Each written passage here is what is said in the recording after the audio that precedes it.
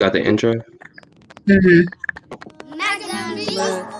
Wrong one. Niggas will get you shot too. Come with the cleaning crew, you kick the bucket when they mob you. So fuck the streets and the system guarding elites with military police. Got people scary to speak. Tell your story, tell your story, tell your story. Can't nobody tell a better pain and glory. So tell your story, tell your story, tell your story. Better you than people finding out I'm more. So tell your story, tell your story, tell your story. Can't nobody tell a better pain and glory. So tell your story, tell your story, tell your story. Better you than people finding out I'm more. Tell your story, man. Hello, everybody. Welcome to another episode of Virtual Storytelling. You know how we do here. This evening we have my big brother. He's I don't remember life before Tyler. You feel me? He's always been around. This is my big bro. So y'all, Tylor Brown, he's gonna share his story with us. Big bro, as I told you, this is an open space. So just start, at the beginning, we prefer, and just give us what it is that you want to give us. And as we have questions, we'll interrupt you in between and, get those questions answered. But the floor is yours. Absolutely. Well, thank you for the great introduction. You know what I mean? That's my little sister. Like she said, it's been a long time coming, man, and I'm super duper proud of her, and really her. I guess what she's been doing in her life, man. I mean, it's huge to me, especially coming from where we've came from, right? And so let's just go ahead and start. Y'all can hear me fine? Yep.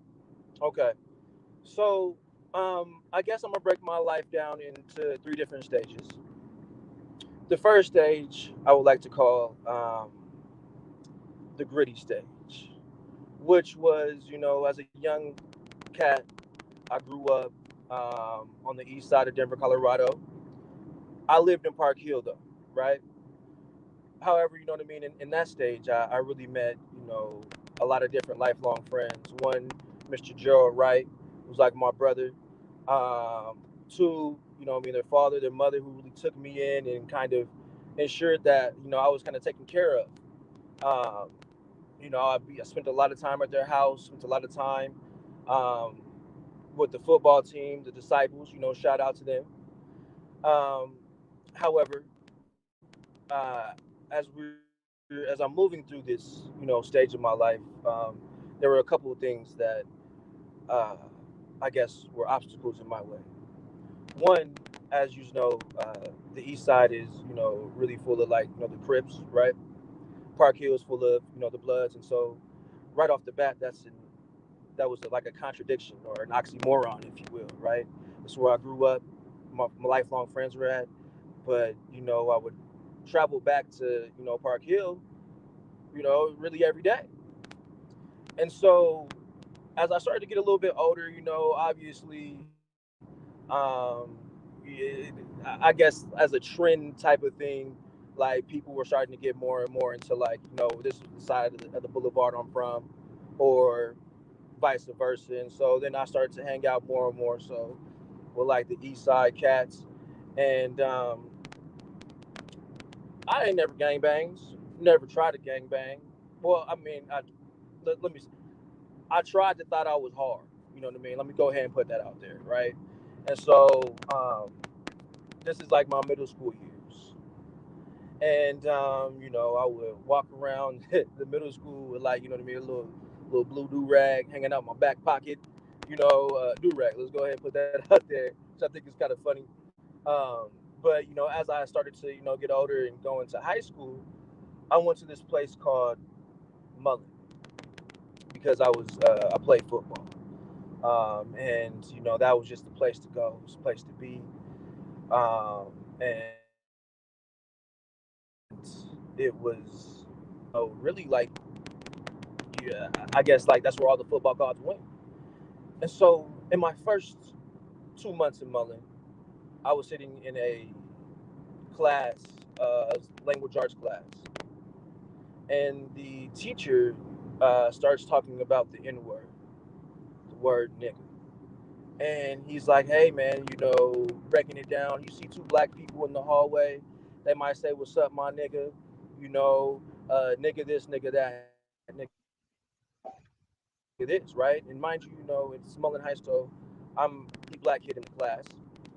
And I raised my hand and I asked the brother, are you racist? Teacher at the time disclosed to me that he felt as though everybody's racist. And he already disclosed that, he's had fascinations with the KKK. His uncle was in the KKK. And etc. So I went home for a couple of nights. Like my brain was kind of messed up because the fellow was just telling me a lot of racist stereotypes.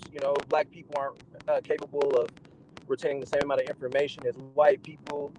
So he has to teach us differently. And so I hadn't told my father anything yet. My father finally came out like after practice, told my dad, hey man, this happened to me in class. My dad was livid, obviously. And so what happened was, we went into the principal office. They didn't take us seriously. They were like, I don't really know how, honest or true this is, and so essentially they had to call in the teacher. And so the teacher sat there and told him straight up, absolutely, I said all these things. He's not lying. He's not a liar. I said them. And so then they took us a little more seriously, right? And basically the teacher was put on admin leave, paid, by the way. And so my father told me, he said, hey, sir, if he comes back to the school, like, come back home immediately. The first day you see him back in that school, make sure you call me, come back home. Sure enough, 2 weeks later comes by, I see that brother in the school. And like clockwork, went home, had like 3 or 4 news stations, just there ready to interview me about, the scenario and things I went through.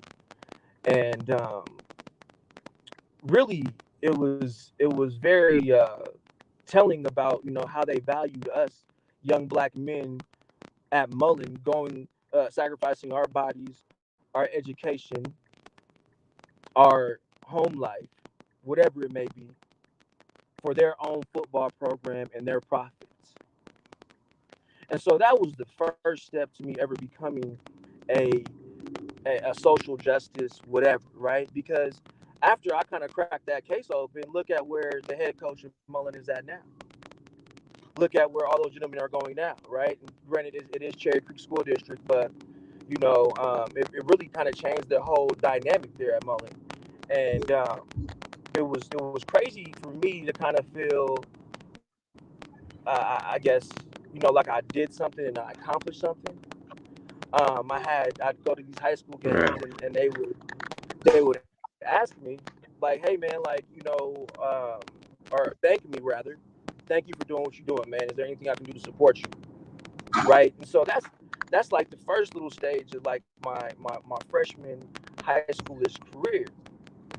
After that. Okay, so bro, I have a No, question. real quick. Okay, go ahead. There you go.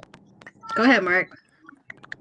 Appreciate you. So, you kind of spoke on this a little earlier, but how exactly did you avoid game banging? Oh, I'm gonna get to that. Yeah, Especially yeah. bouncing back So from. I'm sorry, it's all gonna wrap back around. But Okay. that's actually that's the first part of the freshman year, right? And so the second part, right? I was transferred to Thomas Jefferson High School, and I had my best friend with me, her older brother, my right hand man, right? And I love my guy to death. You know what I mean? I'm gonna go ahead and put that out there. That's always gonna be my brother.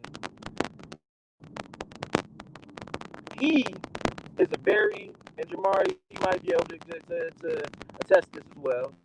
He's a very hot individual. You know what I mean? Like my man is just like, you know what I mean? You say something wrong to him, he's gonna go left on you. He's gonna go left on you really quick. So you probably don't want to do that as like an outside person. You know what I mean? And so essentially at Thomas Jefferson High School, I I was balling out. And I had this cat that was like, hey man, you know, at this point in time, I was into like like I would say like halfway in, halfway out, just like messing around with cats who were crips, right? And well, they were just all young cats, never really anybody older. And Big bro, you breaking up a little bit. you know, You crackling. I'm breaking up a little bit. Mm-hmm. Oh man. Um. Oh, you said what? They said I got 5 bars. 5 bars. Yeah, it's a little staticky. Is it staticky? This sounds staticky on my end too. Every time y'all talk. Uh. Is it still staticky right now? A little bit, but you sound more clear. Mark, is it staticky right now? Can you hear him?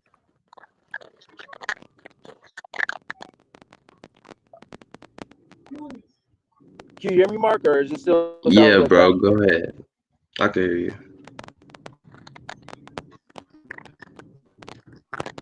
Nah, he froze. Well, give me 1 second because I'm about to actually be at my location that I'm supposed to be at anyway, and I have. I was like, yeah, we can hear you now, but you can hear me now. But is it cracking as much or not? And we can understand you. Okay. Because when y'all talking, two is cracking for me, so I don't know if that's like if it's the stream live piece or if we should just relaunch it or what. But let me see. All right. Am I good now? yeah. Yes, sir. Yeah. All right. Well, I'll continue then. And so essentially, you know what I mean. Make a long story short, you know, me and my fella, you know, I used to do it for like $5, man. Literally $5. I beat him. Dude didn't pay me my $5. So my man was like, "Hey, man, it's the principle. You know what I mean? It's not really about anything else but the principle of the $5, man." And I was like, you know what, you're right, man. You know what I mean? And so the dude that you know what I mean, was supposed to, you know, get into a fight with was, you know, from Park Hill. He was actually really cool cat. He was really cool people. Um, and um, anyhow, this is the first time I ever admit this. I ended up getting maxed out, and I went home. I went home, and my mom's like saw me, and you know, like the look on her face of like, you know, she thought I just joined the gang. You know what I mean? Like literally, like I'll tell the story. And I'm like, man, I look like Bart Simpson. Literally, you know what I mean? Had a fat lip, knots on my head, and my mom was like so scared. You know what I mean? She didn't know what I got myself into, to be honest. And it scared the hell out of her, man. And so that really for me, like, it made it more real. You know what I mean? Like, if this is the lifestyle I'm gonna choose to live, I can respond in 2 ways. One, I can go back and, you know, go make it happen again, as far as the whatever squabble with this dude. Or two, I can follow my heart. I can follow my passions. I can follow, at the time for me, it was football. And, you know, quite literally, I just got done like speaking out about social justice issues in the black community, and here I am acting a fool. And so I kept myself kind of at arm's distance from all that stuff. And because I realized, like, really, like, my mission and my vision was going to end up helping my community way more than, you know, me being out here and acting a fool like those cats, man. In my opinion, right? And that's, so essentially that's kind of what kept me from doing it. Was my why was, hey man, I'm pretty decent in football. I have an opportunity to at least go to college and get my college paid for. And I, like, you know, at the end of the day, like it's bigger. It's a bigger picture, man. Like me and my man's, like we used to sell snapbacks together. You know what I mean? We were always like had this entrepreneurial mindset.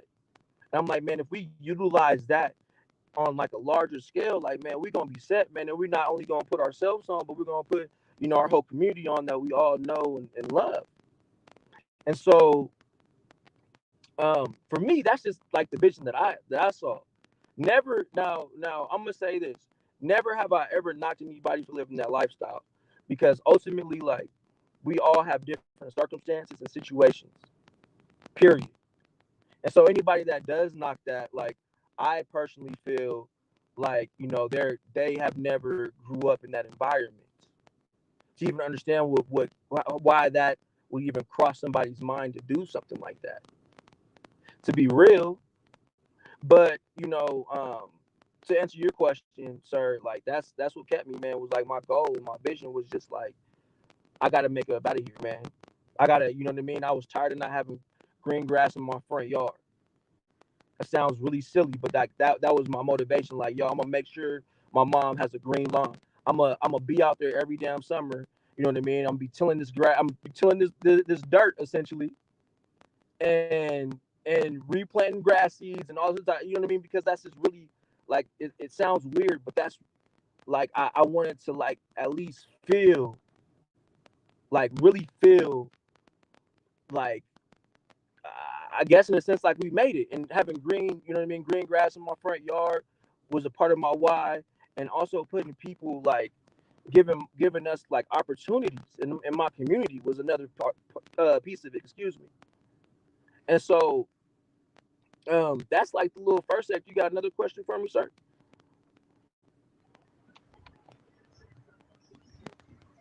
G, you can go ahead if you have one. No, I do. So you jumped right in, you know, kind of, you know, starting us out, you know, with high school and how there, but bring us back childhood, and you know what was your upcoming like? Oh, perfect. Yeah, yeah. Sorry, I just, you know, anyhow, yes, ma'am. So basically, I have 9 brothers and sisters. Okay. And so I've I'm always had sorry, this did you say super 9? 9. Yes, sir. Yes, sir. Yes, sir. My mother has Okay. 6 kids. And so primarily, okay. So primarily, you know what I mean. Like I spent a lot of my time with my mom at first. You know what I mean, in the beginning stages of my life, because my pops was, you know, he lived in Virginia and wherever else he was at. You know what I mean. But he was always in my life. You know what I mean. But I just lived with my mom.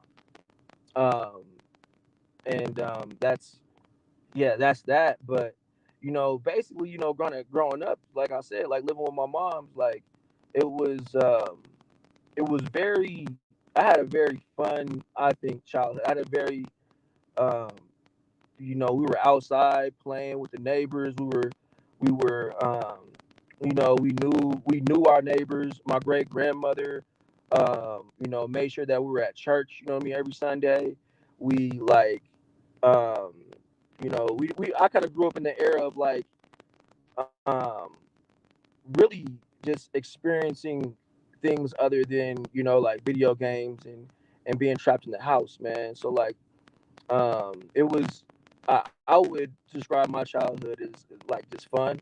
I describe it as, you know, eventful. I met all of my lifelong friends when I was young.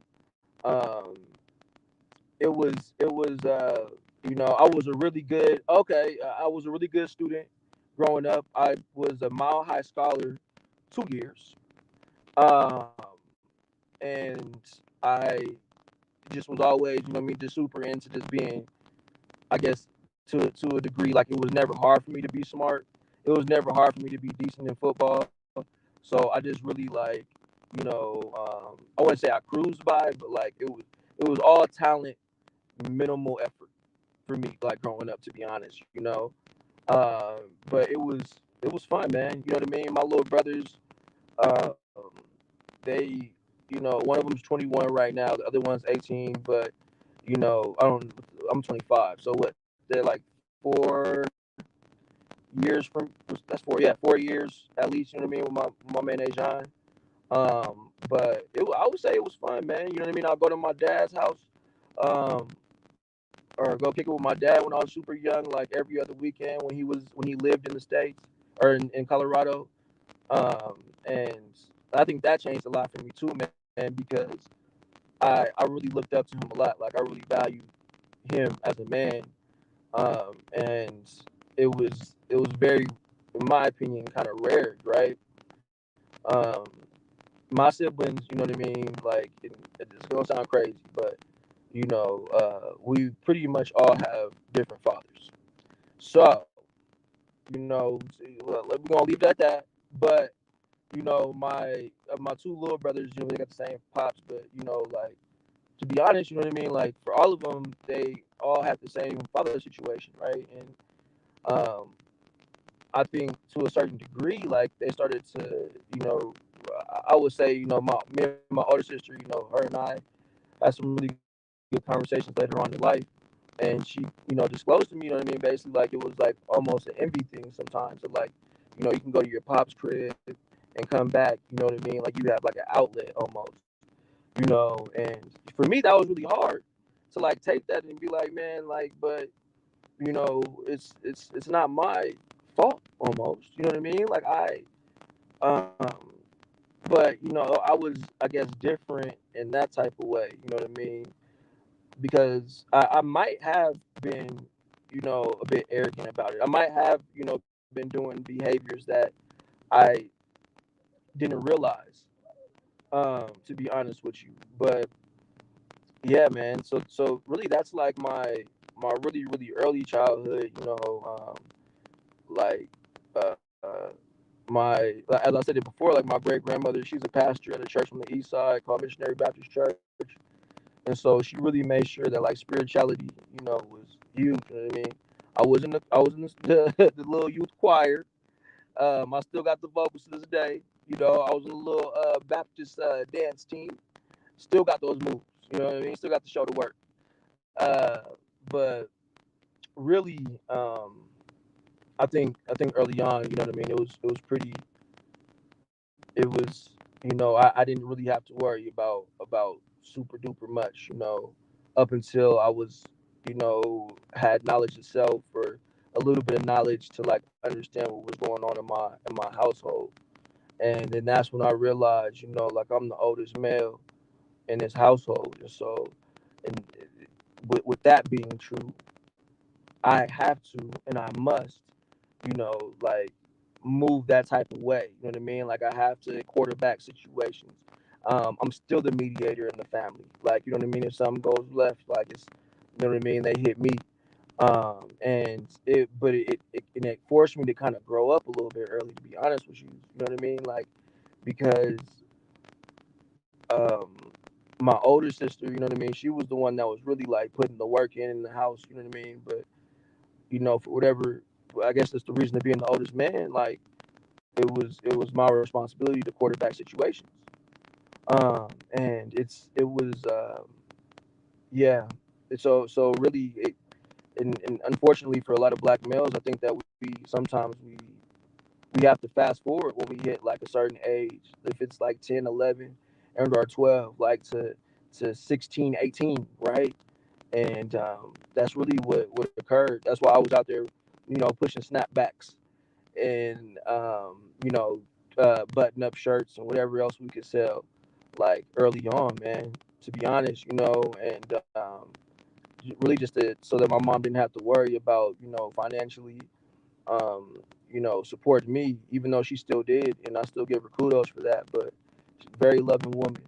Um, Same with my pops, very loving man. You know what I mean? I always made sure I was taken care of, and but I just hated feeling like a burden, and that was for me at least like getting older and looking back at that, like it's just a huge realization as far as why I moved the way I did. When I was like 16, me and my cousin started our own landscaping business. We was out there shoveling snow, cutting grass, but it was always just more so about like, man, I got to make sure I'm like supporting like my, you know what I mean? Like but you don't have to buy me no shoes. You don't got to buy me these 501 jeans, my shirts, none of that. Like it's all on me, you know. And I had got my first job too when I was 16. You know, working at a bar, you know, under the table money, $7 an hour plus tip.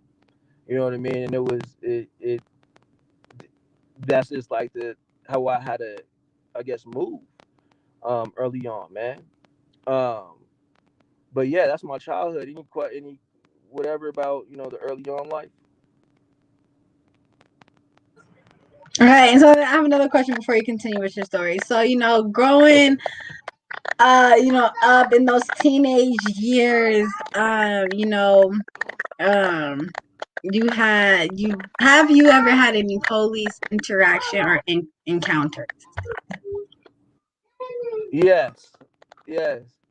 Um, Quite a few. You know what I mean? One super memorable time was I was in the freaking Aurora Mall, and I was just, out of all the times, I'll come clean with y'all. Most times I was in the Aurora Mall, I was probably doing something that I should not have been doing. Was probably, you know what I mean, throwing things in my backpack and whatever. Had I ever got caught for that? No. It's too late for them to catch me now, right? But um, this particular time, I was just, hanging out with one of my brothers, and there's a whole little crew, you know what I mean? Probably like 5 or 10 black men was with at the time. And they, out of nowhere, all we did was we just went to the bathroom. We came out of the bathroom, and there were 10 cops waiting for us. And I had no knowledge of my rights. I didn't know, you know what I mean? Like they can't stop and literally frisk us. But they detained all 10 of us and had us sit down. The most embarrassing thing ever. Had us sit down in the hallway and collect all of our names and all of our information for no reason at all, right? Like, and when we asked them like what we did, they're like, well, you can't travel in groups larger than X, Y, and Z, and it seems like yous are up to no good. And really, that day I had money, so I don't know what he was talking about, and everybody else in the group was pretty hot. They're like, yo, I don't know, we don't know what you're talking about. Like, what do and so, but it really just kind of showed me, man, like, hey, um, it doesn't, I'm literally in the mall while black, and I have to really just carry myself in a different type of way. That's like one of the most and it shook me, man, because anytime you got the cops behind you, even to this day, like you get the little butterflies. But being detained in the mall, you know what I mean? Like we're in front of everybody. You know what I mean? Whoever's parents saw me and viewed me as something that I clearly wasn't. And yeah, man, that was a crazy experience. I would say, before that too. A lot of these stories have my man Gerald in them, but that's my guy. Uh, we was uh, we was at Six Flags, and my man's got some Laffy Taffy out of the candy store, right? And we didn't pay for it, and this lady just comes hawking us down, just whoop whoop whoop, running fast as she can. I was like, hey sir, whatever. I mean, ends up stopping us and pulls us into Six Flag jail. And so we're like, yo, man, like, what's going on? What's going on? What's going on? And she basically, you know what I mean? Long story short, uh, kicked us out of Six Flags for a whole year for that. But that, I will take that L. That's definitely on us. We shouldn't have been doing that craziness. We had season passes. What are we doing? Um, but but those are like two super notable, I guess, memories I have with the police officers at a very young age. I got him pulled over when I was like 17 in Aurora for literally driving while black. And they pulled us, and again, I didn't had no knowledge of my rights, and so I think it's important that this young cats get our knowledge, right? So they pulled me over, and they said, "Hey, sir, check it out. Like, we need, we're looking, basically, you know what I mean? They thought I was the suspect, and they're like, yeah, we're gonna have to search your car. At the time, you know what I mean? I got a nice little Impala, um, and it didn't seem right to the officers that I was driving that vehicle or that it was mine. So they pulled me out of the car, and all of my friends in the car too were on the way to a football scrimmage, and literally, handcuffed one of my friends and had me on the curb sitting there, like while they're just going through all my stuff.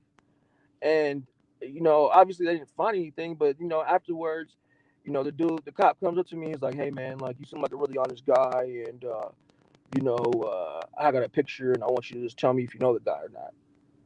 Shows me this picture of one of my friends, and I told him no, I don't know. But ultimately, you know what I mean? Like you stopped me for supposedly not turning on my turn signal 100 feet before the stop sign, and not stopping for a complete 3 seconds at the stop sign. So some BS. And yeah, yeah, man. Those are like, as far as police experiences, like, yeah, those are probably like my most memorable ones. True indeed. Okay, cool. Mark, did you have a question? Yeah. Okay. Are you about to ask a question like about the time period he's in now? Okay, say that. Yeah, I was All just right. telling him to continue his story, but go ahead with your question. Okay, bet that. So, and I guess this is kind of continuing your story as well, but do you have any kids? Mm-mm. Mm-mm. I got 9 siblings, brother. That's birth control. That's birth control. I feel that. Do you plan on having any kids? Actually, yes, man. Next year or two, man. To be honest, man. To be honest. I feel that. Yep. So that kind of leads me to my question is, how do you plan on being that active father that you said that your siblings didn't have? Oh man, that's a great question. One, showing up. I would like to, like, for one, I want to have kids with the woman that I want to marry. You know what I mean? And I would like to keep like a unified household, so it would never just be like, all I gotta do is show up. But that's I think that's the first step, is making sure that I'm being responsible with who I'm laying down and about to have these kids with, because she has to be my wife. She has to be somebody I see like living my life with, because ultimately having a kid with somebody is more of a commitment than being married, because you're with them for a lifetime, no matter what, right? And so like, for me, you know what I mean, what I would preach to my kids and how I would deal with them and stuff like that is, one, like, if you got outings, football games, basketball games, parent teacher conferences, whatever it may be, like, you should already know pops is about to show up. I'm coming. If just on the humble too, that's what my dad used to do to me. You know what I mean? When he'd be in town, he'd just show up to the school and just sit in the back of the classroom to see if I was, acting out. You know what I mean? He caught me a couple times. You know what I mean? Just showing my ass, man. Excuse the language, but stuff like that, man. I think that it's just really important for me to like to support my kids and everything that they want to do. You know what I mean? And just be a super supportive in their life. And obviously, you kind of show them that how that I really love their mother, and and kind of show them what love looks like in that form, and in the form of like having healthy relationships, man, like with other people and their siblings. So I guess that's how to answer that one, man. Uh, Okay, so because you touched on it, so I have to ask. My brother Mark brought up in our podcast discussion yesterday, our discussion was marriage being scarier for our generation than just having kids, than just being a baby mom or a baby dad. And what we was getting at was how the commitment of being married to somebody is scarier to our generation than just having a kid. So I just want to know, how do you feel about that? What's your take on that?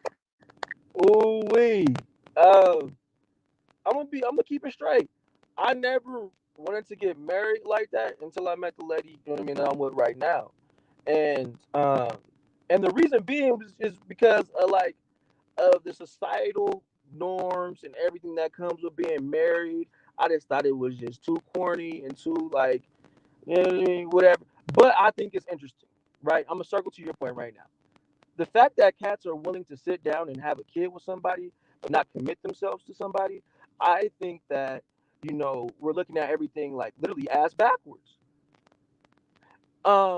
And so I think that it's really, I think that our generation, or the generation of people who don't want to, end up having being married, I think that what it is, we turn on our phones and we have this thing called Instagram and we have this thing called Facebook and whatever the heck else, and we see like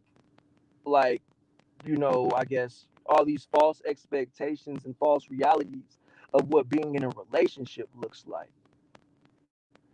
And so I guess where I'm going with that is we sit here and we base our I guess our perception of like, yo, I'm gonna be with this lady. Now you with this lady, and now you know what I mean. She's asking for X, Y, and Z, and you're like, yo, like I didn't sign up for all this. I just want the cute pictures, and you know what I mean. And so kind of what it looks like to me is like, oh, I just want the baby.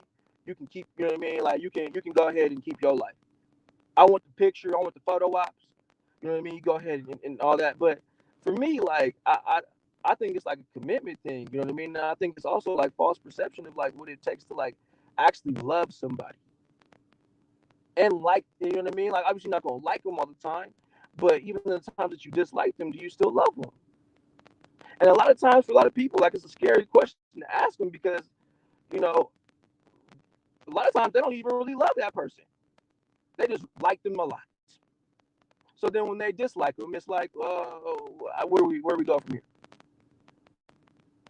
right? So I mean, I guess in short, like I think that people are just afraid of like that commitment, but they're not understanding how much of a commitment a kid is, and how you know what I mean. You're gonna see this person at the graduations, at the marriage, at the when they get married. You're gonna see them like at the family events, whatever it may be. Like you're forever intertwined. So yeah, yeah. Yeah, I like your answer. That's Absolutely. real. Mark, did you have another question? Oh no, I just wanted to No. appreciate that answer, no doubt. And Right, it was right, right. facts. Oh man. Okay, big bro, you can continue with your story. We was where was we? You was still in high school. We was mulling Oh, we was like social justice. social justice path. Hey, you know what I mean? I'll put that one on hold. You know what I mean? And I'll do you one better. And then we gonna fast forward this thing because I see we got 20 minutes, right? So I want to make sure what kind of gets to like where I'm at right now in life. Okay, and so essentially, you know what I mean? I turned 18. I was playing ball. I was balling. You know what I mean? I played running back, and I was you know what I mean. I was going to like had a visit at Wyoming. I had other visits lined up, and I was doing my thing. And one day, I walked into the weight room, and I was slacking on my scholarly duties, and so I asked a teammate, "Hey man, let me borrow your pencil." Teammate threw the pencil, right, hit me in my left eye, cut it all the way open, right. Literally, like I had like it looked like pus coming out of my eye, but it was really the vitreous gel, which is the thing that makes your eyeball circle, like in a circular form. Literally come out of my, you know what I mean. At first, I just thought it was just like a regular, like oh, I just got poked in the eye, but it was like it ended up turning out to be like I literally had to like go get surgery, get this piece of lead that was about that big removed out of my eyeball. Um, they had to reattach my retina, but I was sitting in the doctor's office, and the doctor said there's only a 3% margin of error, meaning there's only basically there's no way in the world that you're never going to be able to see out of your eye again. What I'm here to tell you, you know what I mean, that I was in that 3% margin of error, and that literally changed, like, my confidence. You know, it changed the way I viewed myself. I couldn't play football ever again because if I did, like, you know, it's really weird. You start when you get surgery, like you learn all these new stuff. So like when you're lifting weights, what you're doing is like you're applying pressure to your eyeball in some type of way because like you're breathing in and then like you're like literally, you know what I mean. And so my eye was stitched up, right? So they're like, you know what I mean, for the first 8 months, like don't lift weights, otherwise you're probably gonna pop your your with stitches, right? And so, and also too, they told me, yeah, well, if you keep playing, like, you also have a high chance of, also, losing eyesight in the right eye as well. And so it changed like literally everything, man. Like it really pushed, like floored me because my whole life was around the fact that I was going to go to college at least and play football. And then where I went from there, like I didn't know.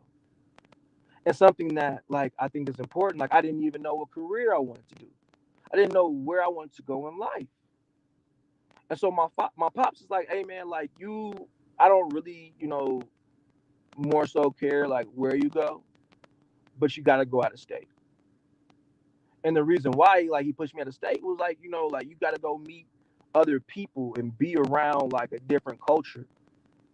And like now you're gonna have like life skills. And so I literally like was sitting down, started applying to colleges and stuff like that, and then I ended up applying to this place called Northern Arizona University. They accepted me, and I went.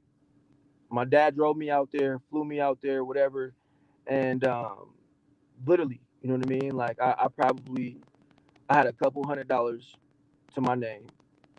I had a comforter, some clothes, and that was it. Had a little. I think I went shopping with my mom. My mom went out there and I think she bought me some food, but that was it. I didn't know anybody. I had no family. I had quite literally nothing at the start of my college career, and I had to sit back and I had a game plan. And I'd be like, man, like I don't know what I'm gonna do, but I need to make sure that my college is about to be free. And so I just sat back and I just looked at like, they told me that the Black Student Union was handing out scholarships. So I showed up to the Black Student Union like, hey man, y'all got scholarships? You know what I mean? So like I'm just like literally hitting every avenue, like, man, like I gotta make sure this money, like I don't want my pops, I don't want my mom, whatever, to worry about paying for my, you know, college career. So um that at that time, that's what changed like me for I think the better. Like this eye injury changed me for that's when I realized like man, like I'm really freaking nice at like social justice things. And this is what I love to do. I love to help people. I love to push the community and the culture forward.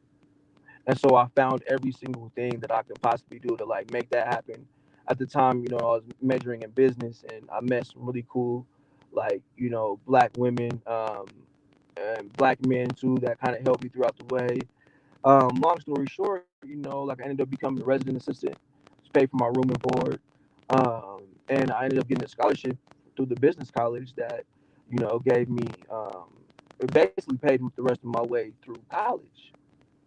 And they freaking, man, I was a part of this thing called the Clinton Global Initiative University. If you don't know what that is, what it is it's the top 1,000 leaders across the world. And so um, it's Bill Clinton, Hillary Clinton, and Chelsea Clinton. They host it every year. And I was invited to go to that. You know what I mean? This is still I think this is my freshman year still. And like I got the opportunity to meet like, cats that are in Forbes 30 under 30. And I'm like, oh man, if he's there right now, then that means I'm coming up next. You know what I mean? It's like a second year in a row. But like I just met all these different cool, people. I also went to another conference called the African American Leadership Experience, where also like, just changed it, man. Changed the game because you see these black people in positions of power and it makes you feel like, man, I can do it too. Versus on the opposite, it was really hard for me to see people that look like me sitting at the table. And so, you know what I mean? Like, there's always like, you know, the saying of like, you know, like, I want to get to the table. I want to get to the table. You know what I mean? At least we got to see the table. But, you know, as I'm growing, I'm learning like, you know, screw their table. Like, I need my own table. I'm gonna have my own chairs with my own people. But it was still crazy to see. Anyhow, you know what I mean? Like going through, you know, college, like I was a part of like I was the social justice committee chair for the Black Student Union. I was elected as a senator, not even by a landslide. I blew everybody out the water. I, you know, I just I think college was really fun for me. It was really cool to kind of just be in my own element and be in a new environment and recreate myself and my personality, you know, for the better.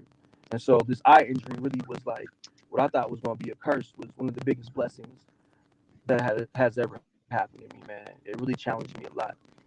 Um, like Okay, bro. So I have a quick question. yeah. Well, really two. Could you just repeat your college for me? One. My college is Northern Arizona University. Okay, dope, dope. And then, did your eye ever heal, or No, sir. how did No, that sir. work? In fact, I mean, over time, as time progresses, like this, I think it's getting a little worse, man. But it hasn't healed yet, man. I need glasses. I, I'm always it's on my list. You know what I mean, my lady looking at me like, yeah, you need to get in there. I heard you. All right. I mean, yeah. So that's where you're at now. That's what you're doing. Oh, what I'm doing now? Yeah. As what I'm doing now, man, is, and I'll try to keep this one quick because I know we got 10 minutes left. But after college, I moved to Tempe, Arizona. Um, I was struggling, literally, like didn't have a single dollar to my name, type of stuff. I was struggling. I was an alcoholic. I wouldn't say I was a full. I was abusing alcohol. Let me say that I was abusing alcohol. I was using alcohol to cope with my emotions. There was a few times where I was sitting outside of my apartment, like just really like volunteers, like crying because I didn't have enough money to essentially like pay my rent. I was eating pasta and Dijon mustard. It sounds crazy because it was, but that's what I mean. Like I was struggling, and maybe I can kind of tell you, kind of how I got to like the struggling part. But essentially, what I mean. Like I was struggling, man, and it was hard for me because I felt out of place because I tried to force something to happen. I was trying to force myself to move to Tempe so that I can force myself to be this huge whatever social justice, whatever the heck else, you know what I mean, and live in one of the biggest cities in America and really make it. But I I really did myself a disservice, but it was a huge learning moment. Anyhow, we can fast forward to after a year of like really struggling, I went COVID had happened, right? And my dad called me. He's like, "Hey man, like you probably gonna lose your job." At the time I was serving, you probably gonna lose your job, man. So if you want, like, come to the crib, like I'll get your ticket, everything. Like it's probably gonna be a better situation for you. You're gonna be more comfortable. So literally, like the next day, I lost my job. I called my dad. Hey man, can I get a ticket? I'm just ready to go. Like I'm tired of like struggling, and flew out to Denver. The same day, my dad called me and was like, "Hey man, like you want a job?" Or I was in the car with him. Excuse me. He was like, "Hey man, you want a job?" I said, "Yep, sure do." So he hooked me up with this job at this place called Rite of Passage as a coach counselor, right?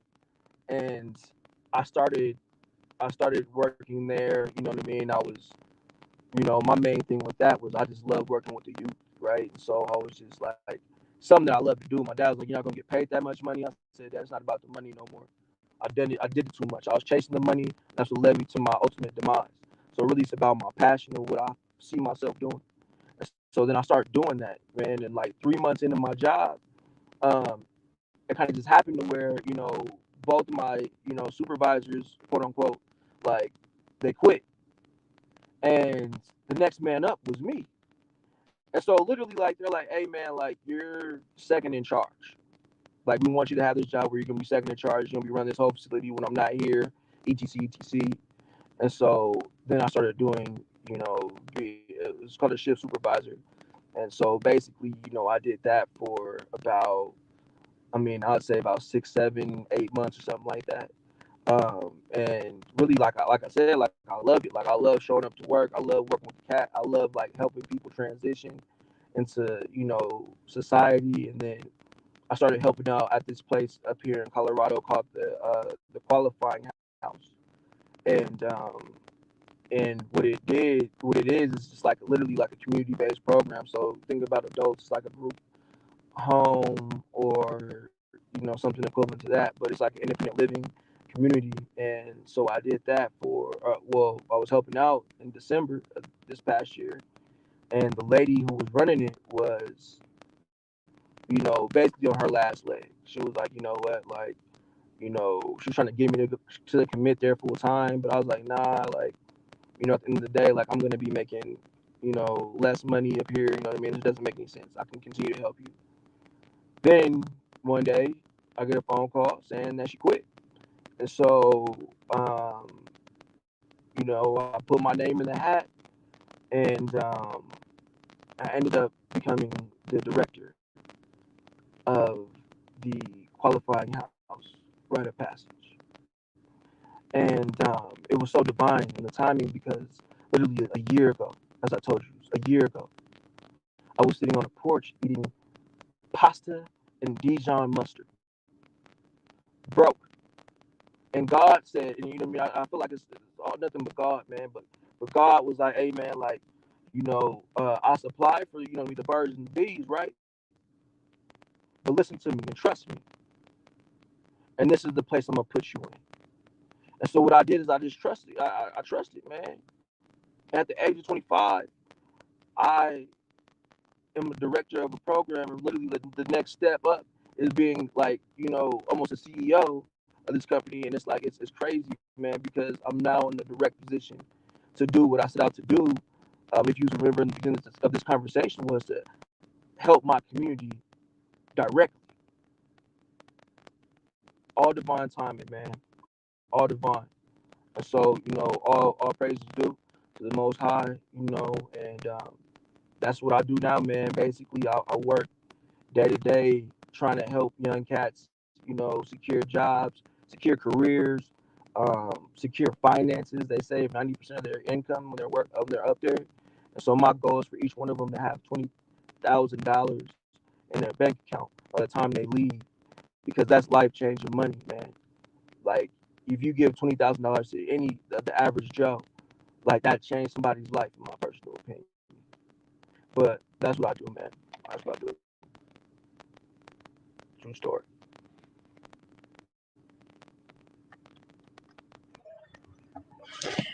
That's dope. That is really dope. And I'm proud of you, big bro. Just seeing how far you've come and knowing some of the stuff that you've gone through and, just being a witness to it. I'm proud of you. I just love to see you, thriving. Like, that shit's dope.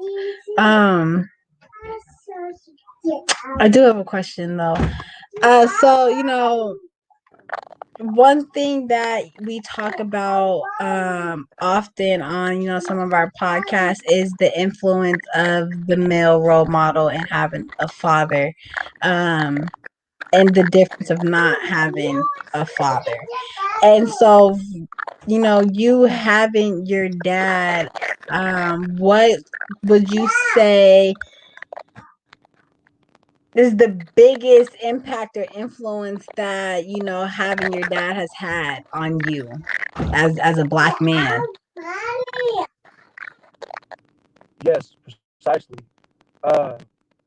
In short, seeing a black man and having a black man, like, nurture and care for me and tell me that he loves me, and not only tell me that he loves me, but to follow through and support me and the word is bond, like for me, I had somebody that looked just like me telling me they believe in me.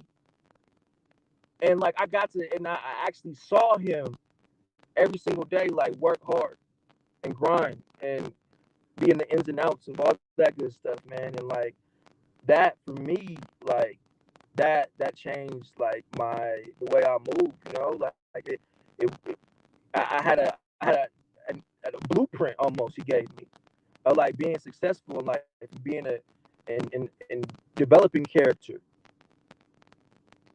you know.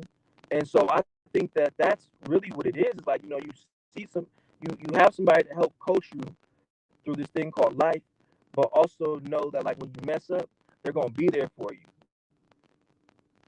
right, wrong, or indifferent. And so I think the importance of having a black man or just a man in the household. I'm talking to black people. I'm very black oriented. I don't know what the show's about, but that's what I'm about. So anyhow, having a black man in a black household raise black children is like it's I mean it changes, I think, the way like society kind of respects you and sees you. Had I got pulled over by an officer, I could have called my pops, I could have called my mans, or had I broken it, simple as like broken a bone in my body, I got like his support through like finances and all that stuff, man. He literally gave me a blueprint short. And I think that's what it does. It gives the young black man a blueprint. Otherwise, we walking around here and our only role models is goddamn Lil Baby. I'm not saying anything about Lil Baby. I think he has inspirational music, but like, then we have to reach and find other mentors. And a lot of times, like, the closest thing to us, depending on the neighborhood you live in, are the cats who are, also didn't have mentors themselves, who were also misled. So now you got the blind leading the goddamn blind. And that's what it is. You know what I mean? Versus I got somebody who comes from a place of understanding, knowledge, wisdom, understanding. And so I think that's the difference, man. Like straight up. I love your answer. I do. I love your answer. And then okay, so what before we, because we are winding down, what is the best piece of advice that you've ever received? Golly, the best piece of advice that I ever received. Geez Louise, put me on spot. I would say, you know, okay, this is a good one. So I would say, when you are, I guess I gotta give you all the scenario. Excuse me. And so I was sitting in my professor's office, named Dr. G, super cool cat. You can Google him, my guy. Anyhow, I was sitting in his office and I was telling him, man, like I'm thinking about moving back to Denver because my little brother is going through X, Y, and Z things. My mom's going through this, whatever the heck else. Really just making excuses for myself. And my mentor was like, hey, man, when you're on a plane, right, and they're giving you the instructions of like, in case of an emergency and the oxygen mask falls down, who you secured over first, right? And, the answer is yourself. And then the next man. And so the question, or kind of what I got from that was, I can't be out here trying to, be Superman when I haven't even figured it out for myself yet. I haven't figured out my own blueprint, how I'm going to be successful. So how am I about to go help my mom go working at Walmart making $13 an hour? That's not going to do anything, but more so hurt in the long run. Straight up, And so I would say that's probably the best piece. The best piece of that, and what the student calls the end of the world, the master calls the butterfly, right? And that's also the other one from Mr. Dr. G that really stuck with me. You know what I mean?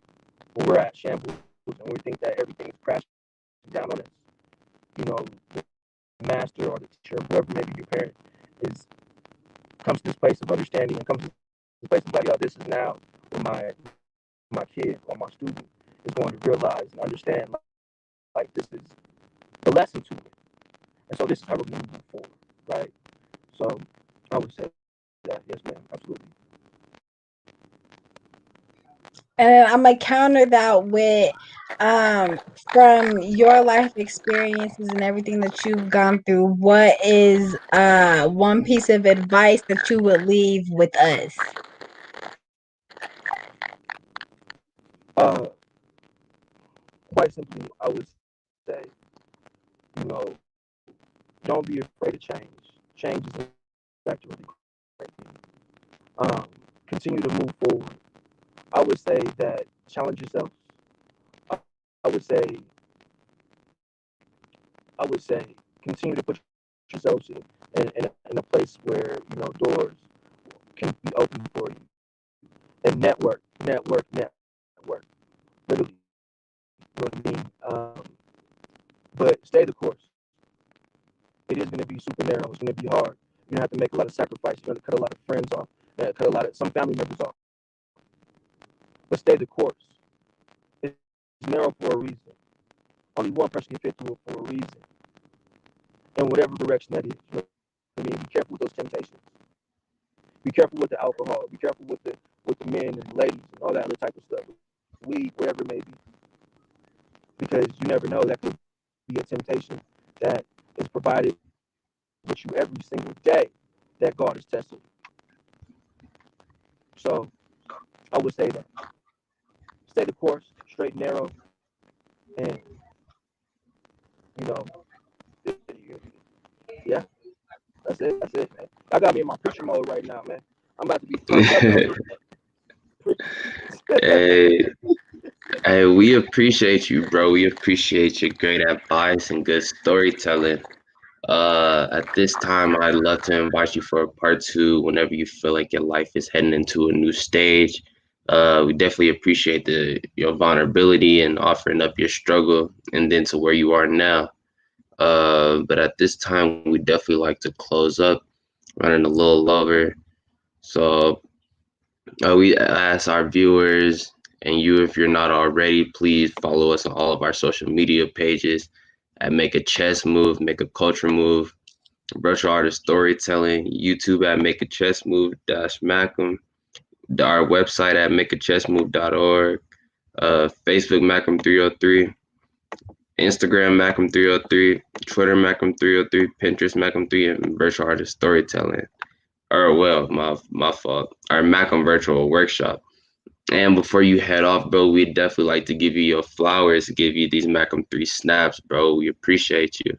So on the count of 3, 1, 2, 3. Yes, sir. We appreciate you. Appreciate your Yes, time today, sir. sir. Thank you, big bro, for coming and sharing your story with us. Absolutely, man. I appreciate y'all so much. Thank y'all for the opportunity. You know what I mean? Y'all keep doing what y'all do, man. I'll make Yes, sure I sir. tap in. For sure. Yes, sir. We appreciate the love. But with that being said, to our viewers, y'all Macam out there.